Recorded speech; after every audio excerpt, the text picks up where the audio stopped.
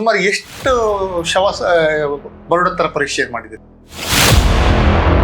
ಒಬ್ಬ ನೇಣು ಹಾಕೊಳ್ತಿದ್ರು, ವಿಷ ತಗೊಂಡಲ್ಲೇ ಸತ್ತು ಹೋಗ್ಬಿಡ್ತಿದ್ರು. ಅದು ಎಷ್ಟು ಬಹಳ ಒಂದು 8-10 ದಿವಸ ನಂತರನೇ ಗೊತ್ತಾಗೋದು. ಅವಾಗೆಲ್ಲ ಸ್ಪಾಟಿಗೆ ನಾವು ಹೋಗ್ಬೇಕಾಗಿತ್ತು. ಅಂದ್ರೆ ನಾನು ಇವ್ರೇನಾದ್ರು PM ಏನಾದ್ರು ಬಂದ್ರೆ, ಪೊಲೀಸರೆಲ್ಲ ಬಂದ್ರೆ ತುಂಬಾ ಹೆದರ್ತಿದ್ದೆ. ಮನೆ ಬಾಗಿಲಿಗೆಲ್ಲ ಪೊಲೀಸರೆಲ್ಲ ಬಂದ್ರೆ ಅವಾಗ ಇವ್ರನ್ನೆಲ್ಲ ಬಾತ್ರೂಮ್ನ, ಅವಾಗ ನಾನು ಹೆದರ್ಬಿಟ್ಟು ಇವ್ರ ಬಾತ್ರೂಮ್ನಾಗೆಲ್ಲ ಅಡಿಸಿಡುದೆಲ್ಲ ಮಾಡಿಡ್ತಿದ್ದೆ. ಮಗಳಂತೂ ತುಂಬಾ ಬೇಜಾರು ಮಾಡ್ತಾಳೆ. ಮೊನ್ನೆ ಟಿವಿದಲ್ಲೆಲ್ಲ 40,000 ತಲೆ ಹೊಡೆದ ಹಂಗಿಂಗ್ ಅಂದ್ಕೊಳ್ಳಿ ಅವ್ರ ಶಾಲೆ ಮಕ್ಕಳೆಲ್ಲ ನಮಸ್ಕಾರ, ಇದು ವಿಶ್ವಂಬರ ಟಿವಿ. ನಾನು ನಿಮ್ಮ ರಾಜು ಕನ್ಸು. ಸಮಾಜದಲ್ಲಿ ಅದೆಷ್ಟೋ ಸಾಧಕರು ಎಲೆಮರೆಯ ಕಾಯಿ ಅಂತ ಇರ್ತಾರೆ. ಅಂತ ಸಾಧಕರನ್ನ ಗುರುತಿಸುವಂತ ಕಾರ್ಯವನ್ನ ನಮ್ಮ ಟಿವಿ ಮಾಡ್ತಾ ಇದೆ. ಅದೇ ವಿಶ್ವಂಬರ ನಮ್ಮೊಳಗಿನ ಸಾಧಕರು. ಇವತ್ತು ನಮ್ಮ ಸಾಧಕರ ಕುರ್ಚಿಯಲ್ಲಿ ಓರ್ವ ವಿಶೇಷ ಹಾಗೂ ವಿಶಿಷ್ಟ ವ್ಯಕ್ತಿಯನ್ನ ಕೂರಿಸಿದ್ದೀವಿ. ನಮಸ್ಕಾರ ಪ್ರಿಯ ವೀಕ್ಷಕರೇ. ಬದುಕಿನ ಬಂಡಿಯಲ್ಲಿ ನಾವು ಸಾಕಷ್ಟು ಜನರ ಜೀವನವನ್ನು ನೋಡಿರ್ತೀವಿ. ಆದರೆ ಇಂದು ನಾವು ನಿಮಗೆ ಒಬ್ಬ ವ್ಯಕ್ತಿಯ ಬದುಕು ಜೊತೆಗೆ ಆತನ ಸೇವೆಯ ಬಗ್ಗೆ ನಿಮಗೆ ತಿಳಿಸಲೇಬೇಕು. ಅದಕ್ಕಾಗಿಯೇ ಈ ವಿಡಿಯೋ. ತಿನ್ನೋ ಹಣ್ಣಲ್ಲಿ ಹುಳ ಆದರೆ ನಾವು ಅದನ್ನು ಬಿಸಾಕಿ ಬಿಡ್ತೀವಿ. ಅದನ್ನು ಮುಟ್ಟೋಕ್ಕೂ ಸಹ ಹೇಸಿಗೆ ಪಟ್ಕೋತೀವಿ. ಅಂತಹದ್ರಲ್ಲಿ ಸತ್ತು ಕೊಳೆತು ಹುಳ ಹಿಡಿದ ಮನುಷ್ಯನ ದೇಹದಿಂದ ಹಿಡಿದು ಶವ ಯಾವುದೇ ಆಗಿರಲಿ, ಅವನ ಜಾತಿ ಧರ್ಮ ಭೇದವಿಲ್ಲದೆ ಸಾವಿರಾರು ಮರಣೋತ್ತರ ಪರೀಕ್ಷೆ ಮಾಡಿದ ವ್ಯಕ್ತಿಯ ಬಗ್ಗೆ ಹೇಳ್ತೀವಿ ಕೇಳಿ. ಹಾಗಂತ ಇವರು ಡಾಕ್ಟ್ರೇನಲ್ಲ, MBBS ಓದಿದವರಂತೂ ಮೊದಲೇ ಅಲ್ಲ. 4ನೇ ಕ್ಲಾಸ್ ಓದಿ ಶಿರಸಿಯ ಸರ್ಕಾರಿ ಪಂಡಿತ್ ಆಸ್ಪತ್ರೆಗೆ D ದರ್ಜೆಯ ನೌಕರನಾಗಿ 1983ರಲ್ಲಿ ಕೆಲಸಕ್ಕೆ ಸೇರಿಕೊಂಡರು. ಸುದೀರ್ಘವಾಗಿ 41 ವರ್ಷಗಳ ಕಾಲ ಸೇವೆ ಸಲ್ಲಿಸಿ ನಿವೃತ್ತಿ ಹೊಂದಿರುವ ಮಂಜುನಾಥ್ ಶಿರಾಲಿ ಎಂಬಾತನ ಬಗ್ಗೆ ಇಂದಿನ ವಿಡಿಯೋ. ಶಿರಸಿ ಹಾಸ್ಪಿಟಲ್ನಲ್ಲಿ ಸಾವಿರಾರು ಶವ ಪರೀಕ್ಷೆಯಲ್ಲಿ ಇವರು ಭಾಗಿಯಾಗಿದ್ದಾರೆ. ಅವರೇ ಹೇಳುವಂತೆ 8,000ಕ್ಕೂ ಅಧಿಕ ಶವ ಪರೀಕ್ಷೆಯನ್ನು ಮಾಡಿದ್ದಾರಂತೆ. 8,000 ಶವ ಪರೀಕ್ಷೆ ಎನ್ನುವಂಥದ್ದು ಚಿಕ್ಕ ಮಾತಲ್ಲ. ಮೂಲತಃ ಇವರು ಬೈಂದೂರು ಭಾಗದ ಶಿರಾಲಿಯವರು, ಆದರೆ ಪ್ರಸ್ತುತವಾಗಿ ಶಿರಸಿಯ ರಾಜೀವ್ ನಗರದಲ್ಲಿ ವಾಸ ಮಾಡುತ್ತಿದ್ದಾರೆ. ಈ ರೀತಿಯಾದಂತಹ ಕೆಲಸ ಮಾಡೋಕೆ ಗಂಡೆದೆಯ ಬೇಕು ಬಿಡಿ, ಎಲ್ಲರಿಂದ ಆಗುವಂತಹ ಕೆಲಸವಲ್ಲ. ನೀವು ಶವ ಕಂಡ್ರೆ ಕಿಲೋಮೀಟರ್ ದೂರ ಓಡಿ ಹೋಗ್ತೀವಿ. ಅಂತಹದ್ರಲ್ಲಿ ಇವರು 8,000 ಶವ ಪರೀಕ್ಷೆ ಮಾಡಿದ್ದಾರೆ ಅಂದರೆ ಹುಡುಗಾಟದ ಮಾತಲ್ಲ. ಇವರ ಸೇವೆ ಗಣನೀಯವಾದದ್ದು, ಮೆಚ್ಚುವಂಥದ್ದು. ಇವರ ನಿಸ್ವಾರ್ಥ ಸೇವೆ ಪರಿಗಣಿಸಿ ಇವರ ಬಗ್ಗೆ ಸಾರ್ವಜನಿಕರಿಗೆ ಪರಿಚಯವಾಗಲಿ ಹಾಗೂ ಇನ್ನಷ್ಟು ಜನರಿಗೆ ಸ್ಫೂರ್ತಿಯಾಗಲಿ, ಜೊತೆಗೆ ಇವರನ್ನು ಗೌರವಿಸುವ ಉದ್ದೇಶ ನಮ್ಮ ವಿಶ್ವಂಬರ ಟಿವಿಯದ್ದು. ಹಲವಾರು ವರ್ಷ ಆಸ್ಪತ್ರೆಯಲ್ಲಿ ಇವರ ಜೊತೆಗೆ ಇದ್ದ ಸಿಬ್ಬಂದಿ ವರ್ಗ ಇವರ ಬಗ್ಗೆ ಅನಿಸಿಕೆಯನ್ನು ಹಂಚಿಕೊಂಡಿದ್ದಾರೆ. ನೋಡೋಣ ಬನ್ನಿ. ನಮಸ್ಕಾರ. ನಮ್ಮ ಮಂಜುನಾಥ್ ಶಿರಾಲಿ ಈತನ ಬಗ್ಗೆ ಮಾತನಾಡೋದು ಅಂತಂದ್ರೆ ಒಂದು ರೀತಿಯಲ್ಲಿ ಖುಷಿಯ ವಿಷಯ, ಇನ್ನೊಂದು ರೀತಿಯಲ್ಲಿ ದುಃಖ ಕೂಡ.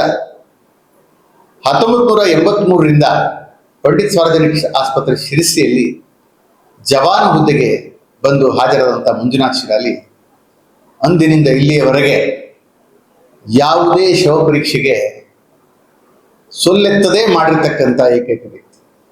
ಶವ ಎಂದರೆ ಬಹಳ ಜನ ಮೂಗು ಮುರಿತಾರೆ, ಶವ ಪರೀಕ್ಷೆ ಅಂದರೆ ಹೆದರ್ತಾರೆ. ಶವ ಪರೀಕ್ಷೆ ಮಾಡುವಂಥ ಜಾಗದಲ್ಲಿ ನೋಡಿ ಅಂತ ನಿಲ್ಲಿಸಿದ್ರೆ ಅವರೇ ಹಂಚ್ಕೋತಾರೆ, ತಲೆ ತಿರುಗಿ ಬಿದ್ದವರು ಇದ್ದಾರೆ.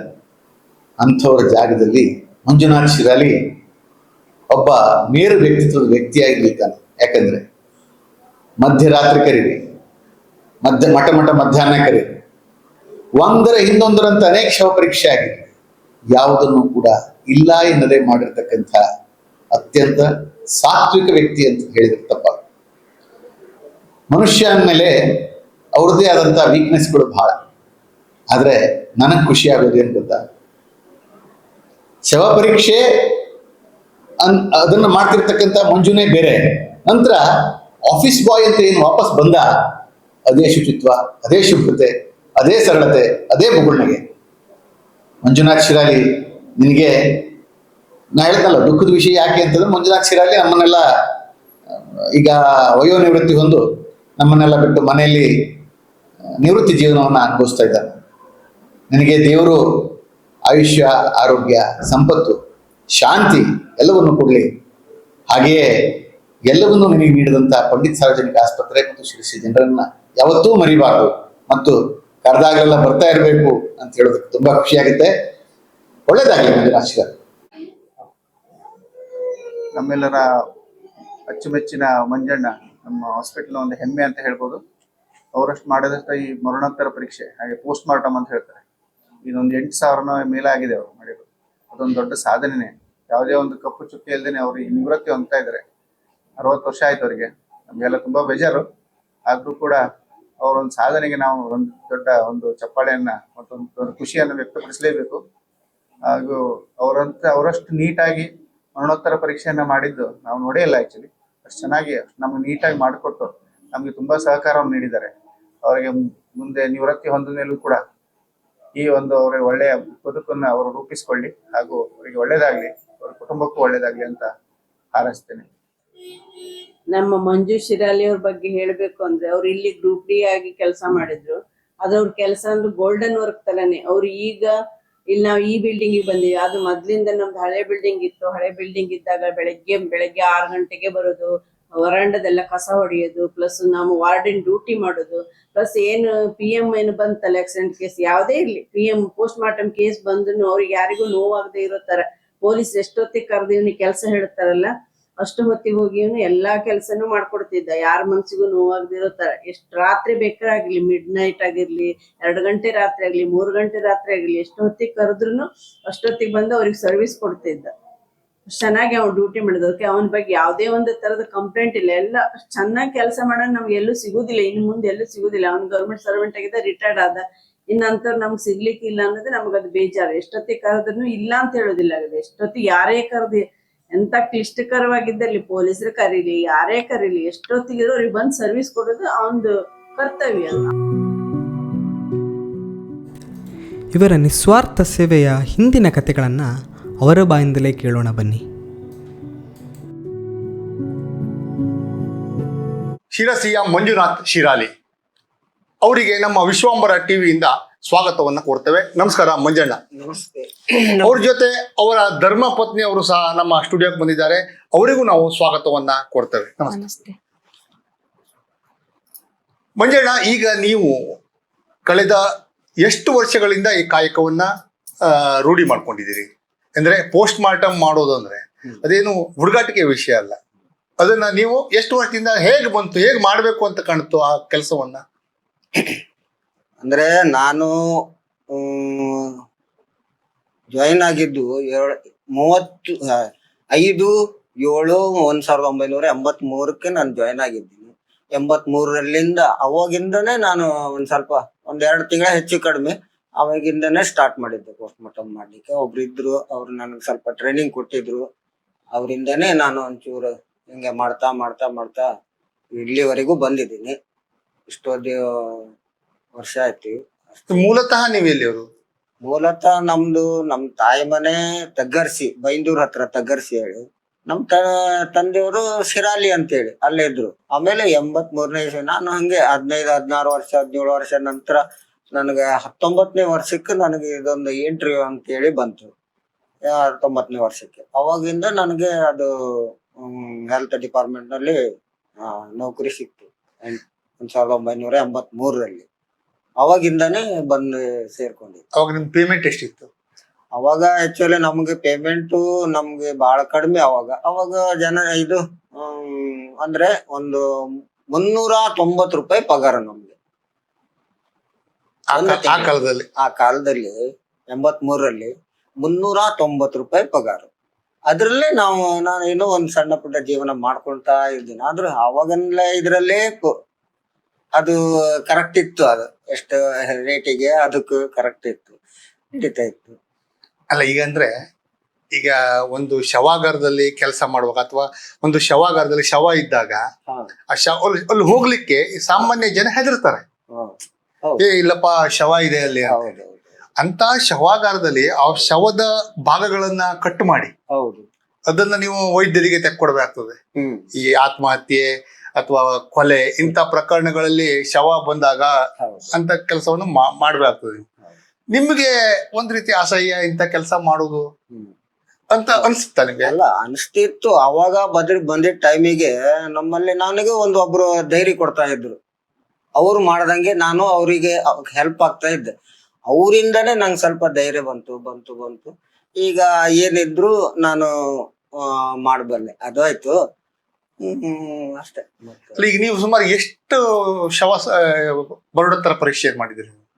ನನಗೆ ಹಿಂದಿಂದೆಲ್ಲ ಲೆಕ್ಕ ಇಲ್ಲ. ಅಲ್ಲ, ಅವಾಗ ಅಂದಾಜು ನನಗೆ ಅಂದಾಜು ಮಾಡಿರ್ಬೋದು, ಒಂದು 2-3 ಸಾವಿರ ಹಿಂಗ್ 2-3 ಸಾವಿರ ಮಾಡಿರ್ಬೋದು ಅನ್ಸಿಕೆ. ಅಂದ್ರೆ ನಾವು ಮೊದ್ಲೆಲ್ಲ ಹಳ್ಳಿ ಪಳ್ಳಿಗೆಲ್ಲ ಹೋಗುದು ಬಾಳ ಆಗಿತ್ತು. ಅಂದ್ರೆ ಆಗ ಇಲ್ಲಿ ಶವಾಗ ಅಂದ್ರೆ ಹಳ್ಳಿಗಳಲ್ಲೇ ಹೋಗಿ ಹೌದು, ಅಲ್ಲಿ ಈ ಸ್ಪಾಟಿಗೆ ಜಂಗಲ್ ಗಿಂಗಲಿಗೆ ಹೋಗಿ ಅಲ್ಲಿ ನೇಣು ಹಾಕೊಳ್ತಿದ್ರು, ವಿಷ ತಗೊಂಡು ಅಲ್ಲೇ ಸತ್ತು ಹೋಗ್ಬಿಡ್ತಿದ್ರು. ಅದು ಎಷ್ಟು ಬಾಳ ಒಂದ್ 8-10 ದಿವಸ ನಂತರನೇ ಗೊತ್ತಾಗೋದು. ಅವಾಗೆಲ್ಲ ಸ್ಪಾಟಿಗೆ ನಾವು ಹೋಗ್ಬೇಕಾಗಿತ್ತು. ಅಂದ್ರೆ ಆಗ ಶವ ಕೊಳತೋಗಿರ್ತಿತ್ತು. ಕೊಳತೋಗಿರ್ತಿತ್ತು. ಅವಾಗ ಅಲ್ಲಿ ಹೋಗಿ ಅದನ್ನ ಮಾಡಿ ವಾದಿಸ್ದಾರಿದ್ರೆ ಆಯ್ತು, ಇಲ್ಲ ಆಯ್ತಂದ್ರೆ ನಾವು ಅಲ್ಲೇ ದಫನ ಮಾಡಿ ಎಲ್ಲ ಮಾಡಿ ನಾವು ಬರ್ಬೇಕಾಗಿತ್ತು ಅವಾಗಿನ ಕಾಲದಲ್ಲಿ. 84, 85ರಲ್ಲಿ, 83ರಲ್ಲಿ ಹಿಂಗೆ. ಈಗ ಈ ಒಂದು ಮರಣೋತ್ತರ ಪರೀಕ್ಷೆ ಮಾಡ್ತಾರಲ್ಲ, ಹೌದು. ಮಾಡುವಾಗ ದೇಹದ ಯಾವ್ಯಾವ ಭಾಗಗಳನ್ನು ನೀವು ಹೆಚ್ಚಾಗಿ ಕಳಿಸ್ಕೊಡುವಂತ ಪರಿಸ್ಥಿತಿ ಬರ್ತಿತ್ತು ನಿಮ್ಗೆ? ನಮ್ಗಂದ್ರೆ ನಾವು ಈ ಪಾಯ್ಸನ್ ಕೇಸ್ ಬರ್ತಿತ್ತು ಅವಾಗ. ಪಾಯ್ಸನ್ ಕೇಸ್ ಅಂತ ಹೇಳಿದ್ರೆ ನಾವು ಅದನ್ನ ಪೋಸ್ಟ್ ಮಾರ್ಟಮ್ ಮಾಡಿ ಅದನ್ನ ಕೆಲವಷ್ಟು ಭಾಗಗಳು ಸಣ್ಣ ಸಣ್ಣ ಪೀಸು, ಅಂದ್ರೆ ಎಷ್ಟು ಬೇಕಷ್ಟು ತಗೊಳ್ತಿದ್ವಿ. ಒಂದು ಇದ್ರೆಲ್ಲ ಹಾಕಿ ಅದನ್ನ ಪ್ಯಾಕ್ ಮಾಡಿ ಫುಲ್ ಫಾರ್ಮುಲಿನ್ ಎಲ್ಲ ಹಾಕಿ ಅದ್ರಲ್ಲಿ ಪ್ಯಾಕ್ ಮಾಡಿ ನಾವು ಮಂಗಳೂರಿಗೆ ಕಳಿಸ್ತಿದ್ವಿ. ಅಲ್ಲಿಂದ ಟೆಸ್ಟ್ ಆಗಿ ಮೆಲ್ಲ ಬರ್ತಿತ್ತು ಮಂಗಳೂರಿಂದ. ಮತ್ತೆ ಶವವನ್ನ ಓಪನ್ ಮಾಡಿದ್ಮೇಲೆ ಮತ್ತೆ ಅದನ್ನ ಹೊಲ್ದಿ ಮತ್ತೆ ವಾರದಲ್ಲಿ ಕೊಡ್ಬೇಕಾಗಿತ್ತಲ್ವಾ? ಹೌದು, ಮತ್ತೆ ಅದು ಓಪನ್ ಮಾಡಿದ ನಂತರ ನಾವು ಅದನ್ನೆಲ್ಲ ತೆಗೆದ ನಂತರ ಕ್ಲೀನ್ ಆಗಿ ಹೊಲಗಿ ಮಾಡಿ ಮತ್ತೆ ಈಗ ಅವ್ರ ಕಡೆಯವ್ರಿಗೆಲ್ಲ ತೊಳೆದು ಮಾಡಿ ಎಲ್ಲ ಕ್ಲೀನ್ ಮಾಡಿ ಪ್ಯಾಕಿಂಗ್ ಮಾಡಿ ಎಲ್ಲ ಕೊಡ್ತಿದ್ವಿ. ನೀವು ನಂತರ ನೀವು ಮದುವೆ ಆಗಿದ್ದು ಯಾವ ವರ್ಷದಲ್ಲಿ? ಮದುವೆ ಆಗಿದ್ದು ನಾನು 89ರಲ್ಲಿ ಮದುವೆ ಆಗಿ ನಂತರ ನಾನೀಗ ನಿಮ್ಮ ಶ್ರೀಮತಿ ಅವರಿಗೆ ನಾನು ಪ್ರಶ್ನೆಯನ್ನು ಕೇಳ್ತೆ. ಯಾಕಂದ್ರೆ ಒಂದು ಪುರುಷನ ಯಶಸ್ಸಿನ ಹಿಂದೆ ಅವರ ಒಂದು ಹೆಣ್ಣಿನ ಒಂದು ಬೆನ್ನೆಲುಬಾಗಿ ಇರ್ತಾರೆ ಹೆಣ್ಣು ಹೇಳುವಂತ ಒಂದು ಮಾತಿದೆ. ಅದೇ ರೀತಿ ನಿಮ್ಮ ಪತ್ನಿಯವರ ಹತ್ರ ನಾನು ಮಾತಾಡ್ತೇನೆ. ಮೇಡಮ್, ಈಗ ಏನು ಕೇಳಿದ್ರೆ, ಈಗ ನೀವು ಒಬ್ಬ ಶವಾಗಾರದಲ್ಲಿ ಕೆಲಸ ಮಾಡುವಂತ ಒಬ್ಬ ವ್ಯಕ್ತಿಯನ್ನು ಮದುವೆ ಆಗಿರ್ತೀರಿ. ನಿಮ್ಮ ನಂತರ ಮದುವೆ ಆದ ನಂತರ ಮಕ್ಕಳು ಎಲ್ಲ ಆಗ್ತಾರೆ. ನಿಮ್ಮ ನಿಮ್ಮದೇ ಒಂದು ಕುಟುಂಬ ಸೃಷ್ಟಿ ಆಗತ್ತೆ ಸಿರ್ಸಿಯಲ್ಲಿ. ಆಗ ಈ ಅಕ್ಕಪಕ್ಕದ ಮನೆಯವರು ನಿಮ್ಮನ್ನ ಕಡೆಗಣಿಸುವಂತ ಒಂದು, ಅಂದ್ರೆ ಇಂಥ ಒಂದು ಕೆಲಸವನ್ನು ಮಾಡ್ತಾರೆ ಇವರು ಅಂತ ಹೇಳಿ ಕಡೆಗಣಿಸುವಂತ ಪರಿಸ್ಥಿತಿಯು ನಿಮಗೆ ಬಂದಿರಬಹುದು. ಆ ಕಾಲದಲ್ಲಿ ಆ ರೀತಿ ಆಗಿದೆಯಾ ನಿಮಗೆ? ಆ ತರ ಏನೂ ಆಗ್ಲಿಲ್ಲ. ಇವ್ರೇನಾದ್ರು PM ಏನಾದ್ರು ಬಂದ್ರೆ, ಪೊಲೀಸರೆಲ್ಲ ಬಂದ್ರೆ ತುಂಬಾ ಹೆದರ್ತಿದೆ. ಮನೆ ಬಾಗ್ಲಿಗೆಲ್ಲ ಪೊಲೀಸರೆಲ್ಲ ಬಂದ್ರೆ ಅವಾಗ ಇವ್ರನ್ನೆಲ್ಲ ಬಾತ್ರೂಮ್ನ, ಅವಾಗ ನಾನ್ ಹೆದರ್ಬಿಟ್ಟು ಇವ್ರ ಬಾತ್ರೂಮ್ನಾಗೆಲ್ಲ ಅಡಿಸಿಡುದೆಲ್ಲ ಮಾಡಿಡ್ತಿದೆ ಇವ್ರು ಹೋಗ್ಬಾರ್ದಂದ್ರು. ಆದ್ರೂ ಪೊಲೀಸರೆಲ್ಲ ಬರ್ತಿದ್ರು, ಆ ಕಡೆ ಈ ಕಡೆ ಮನೆಯವರೆಲ್ಲ ಪೊಲೀಸರು ಬಂದ್ರು ಹಿಂಗೆಲ್ಲ ಅಂತಿದ್ರು. ಆಮೇಲೆ ಇದಾಗೋದು ಎಷ್ಟಂದ್ರು ಅವ್ರು ಕರ್ಕೊಂಡ್ ಹೋಗೋರೇ, ಇವ್ರನ್ನ ಬಿಡೋದಿಲ್ಲಾಗಿತ್ತು. ಡ್ಯೂಟಿ ಮೇನ್ ಇದ್ದಾರ ಅಂತ ಕರ್ಕೊಂಡ್ ಹೋಗ್ತಿದ್ರು. ಆಮೇಲೆ ನಂಗೆ ಹಂಗಂಗೆ ರೂಢಿಯಾಗಿ ಹೋಯ್ತು. ಎಷ್ಟ್ ಮಾಡ್ರು ಪೊಲೀಸರಿಂದ ತಪ್ಸ್ಕೊಳಕ್ ಆಗೋದಿಲ್ಲ ಅಂತ ಹೇಳಿ ಗೊತ್ತಾಗ್ಬಿಡ್ತು. ಆಮೇಲೆ ಇವ್ರು ಕರ್ಕೊಂಡ್ ಹೋಗ್ತಿದ್ರು. ದಿವ್ಸಕ್ಕೆ ಇವ್ರು ಎಷ್ಟು 3 ಸತಿ 4 ಸರ್ತಿ ಎಲ್ಲ ಹೋಗ್ತಿದ್ರು. ನಮ್ಗ್ ನೀರ್ ಕಾಸಿ ಬೇಜಾರ್ ಬಂದ್ ಹೋಗ್ತಿತ್ತು. ಆಮೇಲೆ ಅವ್ರು ತಣ್ಣೀರ್ನೇ ಸ್ನಾನ ಮಾಡ್ಲಿಕ್ಕೆ ರೂಢಿ ಮಾಡ್ಕೊಬಿಟ್ರು. ಅಂದ್ರೆ ಮರಣೋತ್ತರ ಪರೀಕ್ಷೆ ಬಂದ ನಂತರ ಮತ್ತೆ ಸ್ನಾನ ಮಾಡುದು, ಮತ್ತೆ ಫೋನ್ ಬಂದ್ರು ಮತ್ತೆ ಸ್ನಾನ ಮಾಡುದು. ರಾತ್ರಿ ನೋಡ್ರಿ, ಎಷ್ಟು ರಾತ್ರಿ ಆದ್ರೂ ಕಾಲ್ ಬರುದು ಇವ್ರಿಗೆ. ರಾತ್ರಿ ಎಲ್ಲ ಎಷ್ಟ್ ರಾತ್ರಿ ಆದ್ರೂ ದೂರಿಂದೆಲ್ಲ ಪೊಲೀಸರು ಮಂಜು ಅಂತ ಕರೆಯುದು. ನಮ್ ಕಿವಿಗೆ ಹೋಗ್ತಿತ್ತು ಅದು ಆ ಶಬ್ದ.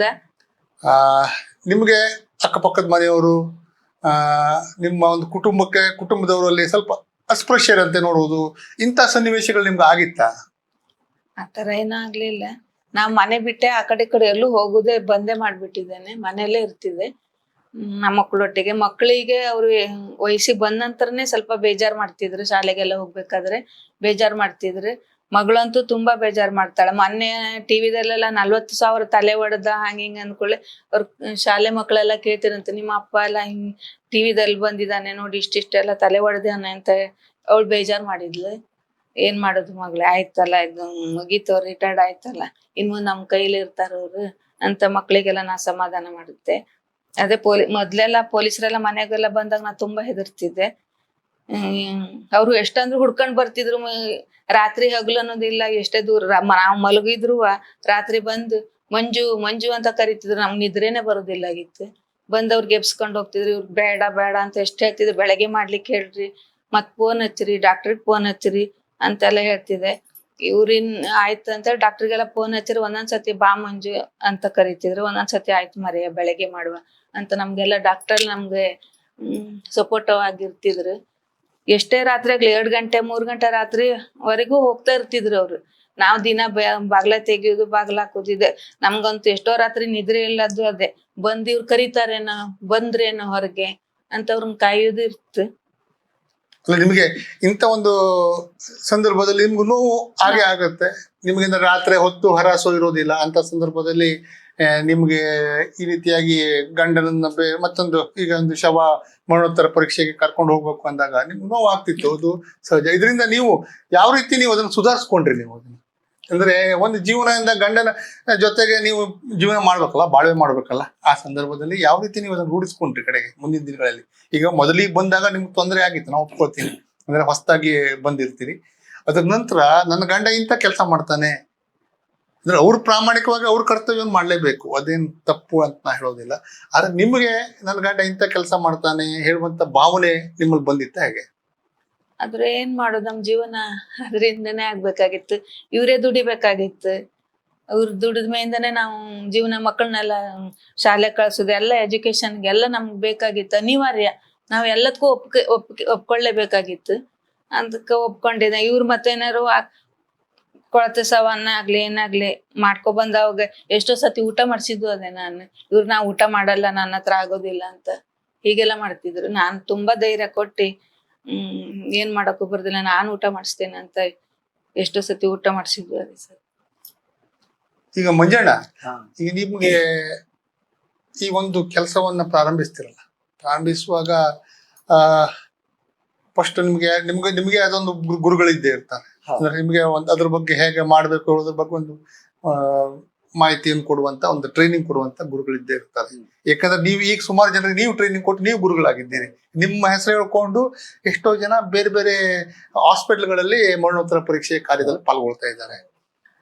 ನಿಮ್ಗೆ ಯಾರು ಗುರು ಆಗಿದ್ರು ಆ ಟೈಮ್ ನಲ್ಲಿ? ನನ್ಗೆ 83ರಲ್ಲಿ ಅದೇ ಒಂದು ಗುರು ಇದ್ರು. ಅವರು ಮುನಿಸ್ವಾಮಿ ಅಂತ ಹೇಳ್ಕೊಂಡು ಒಬ್ರು ಇದ್ರು. ನಾನು ಬಂದವಾಗ ಅವ್ರೆ ನನಗೆ ಕರಿಯೋರವ್ರು, ಬಾರೋ ಹುಡುಗ ಸ್ವಲ್ಪ ಪೋಸ್ಟ್ ಮಾರ್ಟಮಿಗೆ ಬಾರೋ, ಹಿಂಗೆ ನೋಡುವಂತೆ ಕಲಿಯುವಂತೆ. ಇಲ್ಲ, ನಾನು ಎಲ್ಲಾದ್ರೂ ಅಡಿಕೊಳ್ಳೋದು. ನನಗೆ ಹೆಣ ಅಂದ್ರೆ ಹೆದರಿಕೆ ಆಗ್ಬಿಡ್ತಿತ್ತು. ಹೆಣ ಅಂದ್ರೆ ಹೆದರ್ಕೊಳ್ತಿದ್ದೆ ನಾನು ಅಷ್ಟು. ಅಂದ್ರೆ ಅಡಿಕೊಂಡ್ ಬಿಡ್ತಿದ್ದೆ. ಹಿಂಗೆ ಮಾಡಿ ಒಂದು 3-4 ತಿಂಗಳ ನನಗೆ. ಆಮೇಲೆ ಡಾಕ್ಟ್ರಿಗೆಲ್ಲ ಹೇಳಬಿಟ್ರು ಅವ್ರು. ಅಂದ್ರೆ ಆ ಹುಡುಗ ಬರೋದಿಲ್ಲ ಪೋಸ್ಟ್ ಮಾರ್ಟಮಿಗೆ, ಕಲಿಯುವುದಿಲ್ಲ, ನಾನೊಬ್ಬನೇ ಈಗ, ಹಂಗ ಹಿಂಗ ಅಂತ ಹೇಳಿದ ನಂತರ ಅವಾಗ ನಮ್ ಡಾಕ್ಟರ್ ಎಲ್ಲ ಸೇರ್ಕೊಂಡು ಇವ್ರು ನೀನ್ ಹೋಗ್ಲೇಬೇಕು, ಕಲೀಲೇಬೇಕು, ನೀನು ನಾಳೆ ಮುಂದೆ ನೀನೇ ಮಾಡೋದೇ ಅದು, ಈಗ ಕಲೀಲೇಬೇಕು ನೀನು, ಆಯ್ತು ಹಂಗಾದ್ರೆ ಅಂತೇಳಿ ಅವ್ರ ಜೊತೆಗೆ ಹೋಗಿ ಕಲ್ತೆ ನಾನು. ಅವ್ರು ಕಲ್ತು ಅವ್ರು 1 ವರ್ಷ, ನಾನು ಕಲ್ತು 1 ವರ್ಷ ನಂತರ ಅವರು ರಿಟೈರ್ಡ್ ಆಗ್ಬಿಟ್ರು. ಅಂದ್ರೆ 85 ಅದು ಅಷ್ಟರಲ್ಲಿ ರಿಟೈರ್ಡ್ ಆಗ್ಬಿಟ್ರು. ಅವಾಗ ನಾನು ಒಬ್ಬನೇ. ಅವಾಗ ನಿಮ್ಮ ಮೇಲೆ ಜವಾಬ್ದಾರಿ ಬಂತು? ನನ್ನ ಮೇಲೆ ಜವಾಬ್ದಾರಿ ಬಂತು.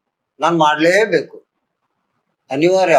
ಆಗುದಿಲ್ಲ ಅಂತ ಹೇಳಿದ್ರೆ ಇಲ್ಲ, ನಾವು ಮಾಡ್ಲೇಬೇಕು. ನೀವು ಮೊದಲು ಡಿ ದರ್ಜೆ ನೌಕರರಾಗಿ ನೀವು ಆಸ್ಪತ್ರೆಗೆ ಸೇರಿದವರು.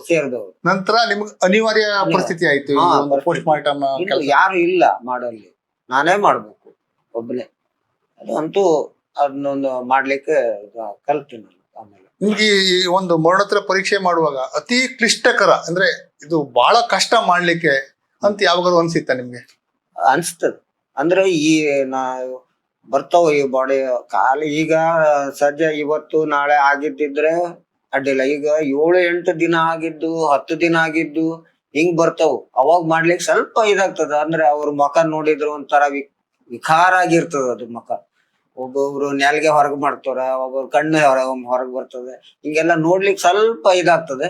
ಅದು ನಾವು ಅದನ್ನ ಅದ್ರ ಬಗ್ಗೆ ನಾವು ಇದನ್ನೇ ಮಾಡೋದಿಲ್ಲ. ನಮ್ದೇನ್ ಕೆಲ್ಸಪ್ಪ, ನಾವು ಓಪನ್ ಮಾಡೋದು, ಎಲ್ಲ ಡಾಕ್ಟರ್ಗೆಲ್ಲ ತೋರ್ಸುದು ಅಷ್ಟೇ ಮಾಡಿ, ಮತ್ತೆ ಅದೇ ಅಷ್ಟೇ ಹೊಲಿಗೆ ಹಾಕಿ ಮತ್ತೆ ಪ್ಯಾಕ್ ಮಾಡಿ ಕೊಟ್ಟು ಕಳಿಸ್ತಿದ್ದೆ ನಾನು. ಈಗ ನೀವು ಈಗ ಮನೆಗೆ ಬರ್ತೀರಿ, ಹ್ಮ್ ಒಂದು ಮರಣೋತ್ತರ ರಾತ್ರಿ 7 ಗಂಟೆಗೋ 8 ಗಂಟೆಗೋ ಒಂದು ಮರಣೋತ್ತರ ಪರೀಕ್ಷೆ ಮಾಡಿ ಮನೆ ಬರ್ತೀರಿ, ಸ್ನಾನ ಮಾಡ್ತೀರಿ, ಊಟ ಮಾಡ್ತೀರಿ. ಒಂದು ಕುಟುಂಬದ ಜೊತೆ ಒಂದು 10 ನಿಮಿಷ ಕೂತ್ಕೊಳ್ಬೇಕು ಅಂದಾಗ ಹ್ಮ್ ಆ ಶವದ ನೆನಪುಗಳು ಅಂದ್ರೆ ನೀವು ಬಾಡಿಯನ್ನ ಓಪನ್ ಮಾಡ್ತಿರಲ್ಲ, ಆ ಶವದ ನೆನಪುಗಳು ನಿಮ್ಗೆ ಆಗ್ತಿತ್ತ? ಹ್ಮ್ ಅಥವಾ ರಾತ್ರಿ ಕನ್ಸು ಗಿನ್ಸಲ್ಲಿ ಏನಾದ್ರು ಇಂತ ಒಂದು ಶವ ಕುಯ್ತಾ ಇದ್ದಾಗ ಕನ್ಸು ಬಿದ್ದಿತ್ತ?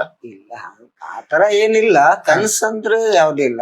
ಆದ್ರೂ ಊಟ ಗೀಟ ಮಾಡ್ಬೇಕಾದ್ರೆ ಸ್ವಲ್ಪ ನೆನ್ಪಾಗೋದು ಅಷ್ಟೇ. ಆತ ಅಂದ್ರೆ ಒಂದ್ ಕೈಲಿ ಮಾಡಿದ್ದು ನಾವ್ ಮತ್ತೆ ಇದು ಮಾಡ್ಬೇಕಲ್ಲ. ನಾನು ನಮ್ಮ ಮನೆಯವ್ರ ಹತ್ರ ಹೇಳ್ತಿದ್ದೆ, ಯಾಕೋ ಹೊರತಿ ಕೈ ಎಲ್ಲ ಸರಿ ಇಲ್ಲ ನನ್ಗೆ ಇವತ್ತು ಅಂತ ಹೇಳ್ಬಿಟ್ರೆ, ಅದು ನಾನು ಉಣಿಸ್ತೀನಿ, ನಾನು ಊಟ ಮಾಡಿಸ್ತೀನಿ, ಬರ್ರಿ ಊಟ ಮಾಡಿಸಿ ಕುಂದ್ರಸಿರ್ತಿತ್ತು. ಆ 1-2 ದಿನ ಹಂಗ ಆಗ್ತಿತ್ತು. ಆಮೇಲೆ ಈಗ ಯಾವುದೇ ಒಂದು ವಿಷಯವಾಗಿರ್ಲಿ, ಈಗ ಹೊರಗಿನವ್ರದ್ದು ಪೋಸ್ಟ್ ಮಾರ್ಟಮ್ ಮಾಡುವಾಗ ಏನೋ ಒಂದು ಧೈರ್ಯದಲ್ಲಿ ಮಾಡ್ಬಿಡ್ತೀವಿ. ಹೌದು. ಅದೇ ನಮ್ಮ ಕುಟುಂಬದವ್ರನ್ನ ಅಥವಾ ನಮ್ಮ ಹತ್ತಿರದವ್ರನ್ನ ಪೋಸ್ಟ್ ಮಾರ್ಟಮ್ ಮಾಡುವಾಗ ನಮ್ ಕೈ ನಡುಗುತ್ತೆ. ಡಾಕ್ಟ್ರಿಗೂ ಹಾಗೆ ಆಗತ್ತೆ ಅಂತ ಹೇಳ್ತಾರೆ, ನನಗೆ ಗೊತ್ತಿಲ್ಲ, ಡಾಕ್ಟರ್. ಅಂತ ಸನ್ನಿವೇಶ ನಿಮ್ಗೆ ನಿಮ್ದು ಕುಟುಂಬದವರು ಅಥವಾ ನಿಮ್ಮ ಅಗ್ರಿ ಆತ್ಮೀಯರು ಅಂತವ್ರು ಪೋಸ್ಟ್ ಮಾರ್ಟಮ್ ಮಾಡುವಂತ ಒಂದು ಪರಿಸ್ಥಿತಿ ನಿಮ್ಗೆ ಹೊಂದಿತ್ತ? ಬಂದಿತ್ತು. ಈಗ ನಮ್ಮಲ್ಲಿ ಎಷ್ಟೋ ಆಗಿದ್ದು ಉಂಟು. ಅಂದ್ರೆ ನಮ್ದು ಹಿಂಗೆ ಕಾಸ್ಟ್ನವರೆಲ್ಲ ಆಗಿದ್ದು ಉಂಟು. ನಾವು ಮಾಡ್ಲೇಬೇಕು ಅನಿವಾರ್ಯ. ನಾವು ಯಾವ್ದಕ್ಕೂ ಹೆದರೋಂಗಿಲ್ಲ, ಅಂದ್ರೆ ಮಾಡ್ಲೇಬೇಕು ಈಗ ಅಂತೇಳಿ ನಾವು ಅದನ್ನ ಇದ್ ಮಾಡೋದಿಲ್ಲಾಗಿತ್ತು. ಅಂದ್ರೆ ಮಾಡೋದಿಲ್ಲ, ನಾನ್ ಮಾಡೋದಿಲ್ಲ, ನಮ್ದು ಇದು ಇಲ್ಲ. ಅಂತ ಸನ್ನಿವೇಶನೂ ಬಂದಿತ್ತು, ಬಹಳ ಸಲ ಬಂದಿತ್ತು. ನಾವು ಮಾಡ್ಲೇಬೇಕು. ಈಗ ಮೇಡಮ್, ಈಗ ನೀವು ನಿಮ್ಮ ಮಗಳು ಬಹಳ ಬೇಜಾರ ಮಾಡ್ಕೊಂಡು ಶಾಲೆಗೆಲ್ಲ ಹೋದಾಗ ನಿಮ್ಮ ಅಪ್ಪ ಸಾವಿರ ತಲೆ ಹೊಡೆದವರು ಹಾಗೆ ಪೇಪರ್ಲಿ ಬಂದಿದೆ, ನಿಮ್ಮ ಅಪ್ಪ ಟಿವಿಲಿ ಬಂದಿದ್ದಾನೆ, ಹಿಂಗೆಲ್ಲ ಹೇಳಿ ನನಗೆ ಬಹಳ ನೋವು ಆಗ್ತದೆ ಅಂತ ನಿಮ್ಮ ಮಗಳು ಹೇಳ್ತಾಳೆ ನಿಮ್ಮ ಹತ್ರ ಮಗಳು. ಆಗ ನಿಮ್ ಪರಿಸ್ಥಿತಿ ಏನು? ಎಂತ ಮಾಡೋದು, ನಾವು ಅವ್ರದ್ದು ಕೆಲ್ಸನೇ ಅದು, ಏನ್ ಮಾಡ್ಲಿಕ್ ಬರ್ತದೆ? ನೀ ಹೆಮ್ಮೆ ಪಡು, ನಿಮ್ಮ ಅಪ್ಪ ಈ ತರದೆಲ್ಲಾರು ಮುಂದಿದಾರಲ್ಲ, ನೀನ್ ಹೆಮ್ಮೆ ಪಡ್ಬೇಕು. ಯಾರು ಟಿವಿಯಲ್ಲಿ ಬರ್ತಾರ? ನಿನ್ನ ಹತ್ರ ಎಲ್ಲ ಮಾತಾಡಿದ್ರಲ್ಲ, ಅವ್ರಗ ಅಪ್ಪ ಅಮ್ಮ ಎಲ್ಲ ಟಿವಿಯಲ್ಲಿ ಬರ್ತಾರ, ನಿಮ್ಮ ಅಪ್ಪ ಟಿವಿಯಲ್ಲಿ ಬರ್ತಾನಂತ ಹೆಮ್ಮೆ ಪಡು ನೀನು. ಹೌದು, ನಮ್ಮ ಅಪ್ಪ ಮಾಡಿದ್ ಹೌದು, ಇಷ್ಟೆಲ್ಲ ಮಾಡಿದಾರೆ ನಮ್ಮ ಅಪ್ಪ, ಇದೇ ಕೆಲಸ ನಮ್ಮ ಅಪ್ಪಂದಂತ ನೀನ್ ಹೆಮ್ಮೆ ಪಡ್ಬೇಕು. ಅವ್ರಿಗೆ ಹಂಗೆ ಹೋಗಿ ಹೇಳಂತ ಎಷ್ಟೋ ಸತಿ ಹೇಳಿದ್ದೇನೆ ನಾನು ಅವ್ರಿಗೆ. ಗಂಡ್ ಮಕ್ಳು ಹೆಂಗೋ ಸುಧಾರ್ಸ್ಕೊಂಡ್ಬಿಟ್ರು, ನಮ್ಮ ಅಪ್ಪಂದ ಇದೇ ಕೆಲ್ಸ. ಅವ್ರೇ ಏನು ಉತ್ತರ ಕೊಡ್ಕೊಳ್ತಿದ್ರ ನಂಗೆ ಗೊತ್ತಿಲ್ಲ, ಆದ್ರೆ ಈ ಮಗಳು ಮಾತ್ರ ಅವಳದ್ ನೋವನ್ನೆಲ್ಲ ನನಗೆ ಹೇಳ್ಕೊಳ್ತಿದ್ರು. ಇವರ ಜೊತೆಗಿದ್ದ ಇನ್ನಷ್ಟು ಸಹೋದ್ಯೋಗಿಗಳು ಇವರ ಬಗ್ಗೆ ಮಾತನಾಡಿದ್ದಾರೆ, ಕೇಳೋಣ ಬನ್ನಿ. ಗುಡ್ ಆಫ್ಟರ್ನೂನ್ ಎಲ್ಲರಿಗೆ. ನಮ್ಮ ಹೆಸರು ಡಾಕ್ಟರ್ ವಿನಾಯಕ್. ಆಮೇಲೆ ನಾನು ಇಲ್ಲಿ ENT ಸ್ಪೆಷಲಿಸ್ಟ್ ತಜ್ಞರದ ಕೆಲಸ ಮಾಡ್ತಾ ಇದ್ದೇನೆ. ಆಕ್ಚುಲಿ ಈ ವಿಡಿಯೋ ನಮ್ದು ಫ್ರೆಂಡ್ ಅಂತ ನಮ್ದು ಫ್ರೆಂಡ್ ಹೇಳ್ಬೇಕು. ಅವರು ವರ್ಕರ್ ಅಲ್ಲ, ಅವ್ರು ಗ್ರೂಪ್ ಡಿ ಅಲ್ಲ. ಮಂಜು ಶಿರಾಲಿ ಅಂತ ನಮ್ಮ ಫ್ರೆಂಡು. ಅವರು ತುಂಬಾ 60 ವರ್ಷ ಇಲ್ಲಿ ಕೆಲಸ, 60 ಇಯರ್ಸ್ ರಿಟೈರ್ಮೆಂಟ್ ಆಗಿತ್ತು, ಇಷ್ಟುವರೆಗೆ ಇಲ್ಲಿ ಕೆಲಸ ಮಾಡ್ತಿದ್ರು. ಯೂಶಲಿ ಫೇಮಸ್ ಅಂದ್ರೆ ಅವ್ರಿಗೆ ಏನು ಪೋಸ್ಟ್ ಮಾರ್ಟಮ್ ರೂಮ್ ಅಲ್ಲಿ use to be working regularly. ಯಾವಾಗ ಕೇಸ್ ಬಂದ್ರೆ, ಎಷ್ಟು ಕೇಸ್ ಬಂದ್ರೆ ಅವ್ರು ಬೇಜಾರ್ ಮಾಡಲಿಲ್ಲ ಅಂದ್ರೆ ನಾನು ಮಾಡ್ತೀನಿ ಅಂತ ಮಾಡ್ಕೊಂಡು ತೋರಿಸ್ತಿದ್ರು. ವೆರಿ ಕ್ಲೀನ್ ವರ್ಕರ್ ಅವರು. ಆಮೇಲೆ ಇನ್ನೊಂದು ಹೇಳ್ಬೇಕಾದ್ರೆ ಅವರು ತುಂಬಾ ಅಯ್ಯಪ್ಪನ್ ಭಕ್ತರು. ಅಯ್ಯಪ್ಪನ್ ಜೊತೆ ಅಯ್ಯಪ್ಪ ಶಬರಿಮಲೆ ಹೋಗುವಾಗ ಅವ್ರು ದಿವ್ಸ ಯಾವಾಗ್ಲೂ ಹೇಳ್ತಿದ್ರು ನಮ್ಗೆ, ಸರ್ ಬರ್ರಿ ಬರ್ರಿ. ಆಕ್ಚುಲಿ ಇದು ಇಂಪಾರ್ಟೆಂಟ್ ನಮ್ಗೆ ಹೇಳಲಿಕ್ಕೆ. ಹೋದಾದ್ಮೇಲೆ ಸಣ್ಣ ಹೋಗುವಾಗ ನಾನು ವ್ರತ ಮಾಡುವಾಗ ನಮ್ ಕಾಲಿಗೆ ಸ್ವಲ್ಪ ಪೆಟ್ಟಾಯ್ತು. ಆ ಟೈಮಿಂದ ಇಲ್ಲಿಂದ ಸ್ಟಾರ್ಟಿಂಗ್ ವಾಕಿಂಗ್ ಸ್ಟ್ರೆಕ್ ಇಂದ ಕೆಳಗೆ ಬರೋ ತನಕ ನಮ್ ಕಾಲಿಗೆ ಎಷ್ಟು ಕಾಳಜಿ ಮಾಡಿದಂದ್ರೆ ಅದು ಹೇಳಲಿಕ್ಕೆ ಸಾಧ್ಯ ಇಲ್ಲ. ಬಿಕಾಸ್ ಅವ್ರು ಇಲ್ಲಲ್ಲಾದ್ರೆ ನಾನು ಮೋಸ್ಟ್ಲಿ ದೇವ್ರ ದರ್ಶನ ಮಾಡ್ಲಿಕ್ಕೆ ಆಗ್ತಿರ್ಲಿಲ್ಲ. ಇನ್ ಮತ್ತೆ ಸಿಂಪಲ್ ಸ್ವಭಾವ, very very very nice person. Actually ಅವರು ಬರೀ ಒಂದೇ ಚಟ ಅಂದ್ರೆ ಅವ್ರದ್ದು ಏನು ಪಾನ್ ತಿಂತವ್ರ ಚಟ. ನಮ್ಗೆ ಅದು ಬಿಡ್ಲಿಕ್ಕೆ ತುಂಬಾ ಟ್ರೈ ಮಾಡಿದೆ. ಮೋಸ್ಟ್ಲಿ ಬಂದ್ ಮಾಡ್ತಾರೆ, ಅದು ಒಂದು ಆಶ್ವಾಸನೆ ನಮ್ಗೆ. ಬಂದ್ ಮಾಡಿದ್ರೆ ನಮ್ಗೆ ಫುಲ್ ಖುಷಿ ಆಗ್ತದೆ. In fact Manju is very good worker, good person. Thank you. Pandit ಸಾರ್ವಜನಿಕ ಆಸ್ಪತ್ರೆ ಶಿರ್ಸಿ ಸಹಾಯಕ ಆಡಳಿತಾಧಿಕಾರಿಯಾಗಿ ನಾನು ಮಂಜು ಬಗ್ಗೆ ಹೇಳ್ಬೇಕಂದ್ರೆ, ಆತ ಯಾವುದೇ ಕೆಲಸ ಇವತ್ತಿನವರೆಗೆ ಯಾವ ಕೆಲಸ ಹೇಳಿದ್ರು ಇಲ್ಲ ಅಂತ ಹೇಳಿದ್ದಿಲ್ಲ. ಈತ 41 ವರ್ಷಗಳ ಅವಿರತ ಸೇವೆಯನ್ನು ಇದೇ ಆಸ್ಪತ್ರೆಯಲ್ಲಿ ಸಲ್ಲಿಸಿ ನಿವೃತ್ತಿ ಹೊಂದಿರ್ತಾರೆ. ಈತನ ನಿವೃತ್ತಿಯಿಂದ ಆಸ್ಪತ್ರೆಗೆ ಬಹಳ ಹಾನಿಯಾಗಿದೆ. ಮತ್ತೆ ಈತನು ಮಾಡಿದಂಥ PM ಹಗಲ ರಾತ್ರಿ ಅನ್ನದೆ ಎಲ್ಲ PMಗಳನ್ನು ಯಾವುದೇ ಇದು ಮಾಡಿದ PM ಮಾಡಿದ್ದ. ಇವರು ಮಂಜು, ನಾನು ಇವನು ಸತತ 25 ವರ್ಷದಿಂದ ಪರಿಚಯ ಇದ್ದೇವೆ. ನಾನು ಗ್ರಾಮೀಣ ಪ್ರದೇಶದಲ್ಲಿ ಕೆಲಸ ಮಾಡ್ತಾ ಇದ್ದಾಗ ಶಿರ್ಸಿ ಬರೋವರೆಗೂ ಇವನು ನಾನು ತುಂಬಾ ಜೊತೆಯಲ್ಲಿ ಆತ್ಮೀಯವಾಗಿದ್ದೇವೆ. ಯಾವುದೇ ಕೊಳೆತ ಶವ ನಾನು ಇವನು ಕೊಳೆತ ಶವ ಮಾಡಿದ್ದಲ್ಲಿ ಹೈಯೆಸ್ಟ್ ನಾಯಿಬ ಮಾಡಿರೋದು. ಜಂಗಲ್ ಬಿದ್ದು ಯಾವುದೇ ಕೊಳೆತ ಹೆಣ ಆಗ್ಲಿ, ಪೂರಾ ಜೀರ್ಣ ಆಗಿದ ಹೆಣ ಎಲ್ಲ ಯಾವುದೂ ಸಮಸ್ಯೆ ಇಲ್ಲದೆ ಮಾಡಿಕೊಟ್ಟಿದ್ದಾನೆ. ನಮ್ಮ ಡಿಪಾರ್ಟ್ಮೆಂಟಿಗೆ ನಮ್ಗಾಗ್ಲಿ ಯಾವುದೇ ಇದು ತೊಂದಿಲ್ಲ. ತುಂಬಾ ಜನ ಹೇಳ್ತಾರೆ ಹೆಣ ಕೊಯ್ದು ಅಂದ್ರೆ ಬಹಳ ಕೆಟ್ಟ ಕೆಲಸ, ಕುಡ್ಕೊಂಡೇ ಬರ್ತಾ ಇದೆ. ಇವನ್ ಒಂದ್ ಹನಿ ಏನು ಮಾಡಿಲ್ಲ. ಇವನಿಗಿಂತ ಹೆಣ ಹೂತಾಕೋದು ಕುಡಿದಿದ್ ಬಿಟ್ರೆ ಇವನ್ ಜೀವಮಾನದಲ್ಲಿ ಒಂದ್ಸಲ ತಗೊಂಡಿಲ್ಲ. ನನಗೆ ಆಗ್ಲಿ ನಮ್ಮ ಆಸ್ಪತ್ರೆ ಯಾವಾಗ ಒಳ್ಳೆ ತಂದ್ರೆ ಯಾವುದೇ ಟೈಮ್ 24 ತಾಸು ನಮ್ಮ ಮರಣೋತ್ತರ ಪರೀಕ್ಷೆ ಉತ್ತಮ ಸಹಾಯ ಮಾಡಿಕೊಟ್ಟಿದ್ದಾರೆ. ಮತ್ತೆ ಇದ್ರ ಬಗ್ಗೆ ಈಗ ಸದ್ಯದ ಹೇಳೋದ ಅವನಿಗಿಂತ ನಮ್ಗೆ ತುಂಬಾ ಬೇಜಾರಾಗಿದೆ. ನಾನು ನಮ್ಮ ಮಂಜಣ್ಣನವ್ರ ಬಗ್ಗೆ ಒಂದೆರಡು ಮಾತನ್ನು ಹೇಳಲೇಬೇಕಾಗತ್ತೆ. ಕಳೆದ 40 ವರ್ಷಗಳಿಂದ ಶವಾಗಾರದಲ್ಲಿ ಯಾರೂ ಮಾಡೋದಿಲ್ಲ ಆ ಜಾಗದಲ್ಲಿ, ಅಂತ ಜಾಗದಲ್ಲಿ ಮರಣೋತ್ತರ ಪರೀಕ್ಷೆಯನ್ನ ಮಾಡ್ತಾರೆ, ಪೋಸ್ಟ್ ಮಾರ್ಟಮ್ ಮಾಡ್ತಾರೆ, ಪ್ರಾಮಾಣಿಕವಾಗಿ ಮಾಡ್ತಾರೆ, ನಿಷ್ಠೆಯಿಂದ ಮಾಡ್ತಾರೆ, ತನ್ನ ಕೆಲಸಕ್ಕೆ ಗೌರವ ಕೊಟ್ಟು ಮಾಡ್ತಾರೆ. ಶವಾಗಾರದಲ್ಲಿ ಕೊಳೆತ ಹೆಣಗಳು ಬರ್ತವೆ, ಅಪಘಾತವಾದಂಥ ಹೆಣಗಳು ಬರ್ತವೆ, ಕೊಲೆಗಳಾದಂಥ ಹೆಣಗಳು ಬರ್ತವೆ. ಇಂಥ ಹೆಣಗಳನ್ನ ಪ್ರತಿನಿತ್ಯ 3, 4, 5 ಜನರ ಶವವನ್ನ ಮರಣೋತ್ತರ ಪರೀಕ್ಷೆ ಮಾಡಿ ಸಾಧನೆಯಿಂದ ಮೇಲ್ ಬಂದಿದ್ದಾರೆ. ತನ್ನ ಮಕ್ಕಳಿಗೆ, ತನ್ನ 2 ಜನ ಗಂಡು ಮಕ್ಕಳು, ಒಬ್ಬಳು ಹೆಣ್ಣು ಮಗಳಿದ್ದಾಳೆ, 3 ಜನರಿಗೆ ಉತ್ತಮವಾದ ಶಿಕ್ಷಣವನ್ನ ಕೊಡಿಸಿದ್ದಾರೆ.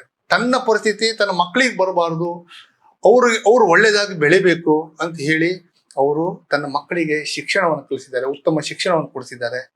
ಅಂತ ಸಾಧಕರು ಬಹಳ ವಿರಳ. ಯಾಕೆಂದ್ರೆ ಎಲ್ಲರೂ ಕೆಲಸ ಮಾಡ್ತಾರೆ, ಎಲ್ಲರೂ ಸಾಧನೆ ಮಾಡ್ತಾರೆ. ಆ ಸಾಧನೆಯಲ್ಲಿ ತನ್ನನ್ನ ಗುರುತಿಸಿಕೊಳ್ಳುವಂತ ಕೆಲಸವನ್ನ ಪ್ರಾಮಾಣಿಕವಾಗಿ ಮಾಡಿ ಯಾವುದೇ ಪ್ರಚಾರವನ್ನ ಬಯಸದೆ ಮಾಡಿದವರು ನಮ್ಮ ಶಿರಸಿಯ ಮಂಜುನಾಥ್ ಶಿರಾಲಿ. ಅವರಿಗೆ ಬೆನ್ನೆಲುಬಾಗಿ ನಿಂತವರು ಅವರ ಧರ್ಮ ಪತ್ನಿ. ಅವರು ಸಹ ಎಷ್ಟೋ ಕಷ್ಟಪಟ್ಟು ತನ್ನ ಗಂಡನ ಕೆಲಸಕ್ಕೆ ಪ್ರೋತ್ಸಾಹ ನೀಡ್ತಾಳೆ. ಮಾಡಿ ನೀವು, ನಾನಿದ್ದೇನೆ ನಿಮ್ ಜೊತೆ. ಅವ್ರು ಹೇಳ್ತಾರೆ ತನ್ನ ಮಕ್ಕಳಿಗೆ ನೋವಾಗುತ್ತೆ, ನಮ್ಮ ಅಪ್ಪ ಇಂಥ ಕೆಲಸ ಮಾಡ್ತಾ ಇದ್ದಾನೆ, ಜನ ಕೇಳ್ತಾರೆ. ನೋಡಿ ಎಂಥ ಪರಿಸ್ಥಿತಿ ಅಂತ. ನಾವು ಜೀವನಕ್ಕೆ ಊಟ ಮಾಡಲಿಕ್ಕೆ ಯಾವ ಕೆಲಸವಾದ್ರೂ ಮಾಡಲೇಬೇಕು. ನಾವು ಮಾಡುವಂತ ಕೆಲಸವನ್ನ ಗೌರವಯುತವಾಗಿ ಪ್ರಾಮಾಣಿಕವಾಗಿ ಮಾಡಿದಾಗ ಮಾತ್ರ ಆತ ಒಬ್ಬ ಸಾಧಕನಾಗ್ಲಿಕ್ಕೆ ಸಾಧ್ಯ ಅಂತ ಹೇಳ್ತಾ ಇವತ್ತು ನಮ್ಮ ಸ್ಟುಡಿಯೋಗೆ ಬಂದಂತ ಮಂಜುನಾಥ್ ಶಿರಾಲಿ ಹಾಗೂ ಅವರ ಧರ್ಮ ಪತ್ನಿಯವರಿಗೆ ನಾವು ಅಭಿನಂದನೆ ಸಲ್ಲಿಸ್ತೇವೆ. ನಮಸ್ಕಾರ.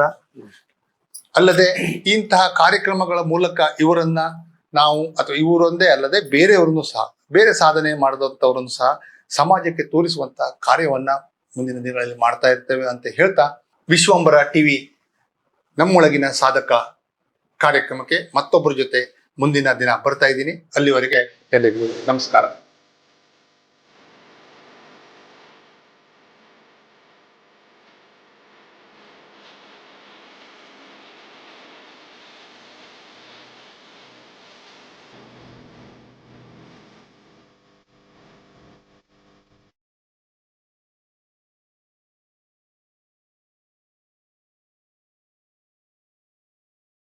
ವೀಕ್ಷಕ ಮಹಾಪ್ರಭುಗಳೇ, ನಮ್ಮ ಚಾನಲ್ ಅನ್ನು ಸಬ್ಸ್ಕ್ರೈಬ್ ಮಾಡಿ, ಶೇರ್ ಮಾಡಿ, ಪ್ರೋತ್ಸಾಹಿಸಿ.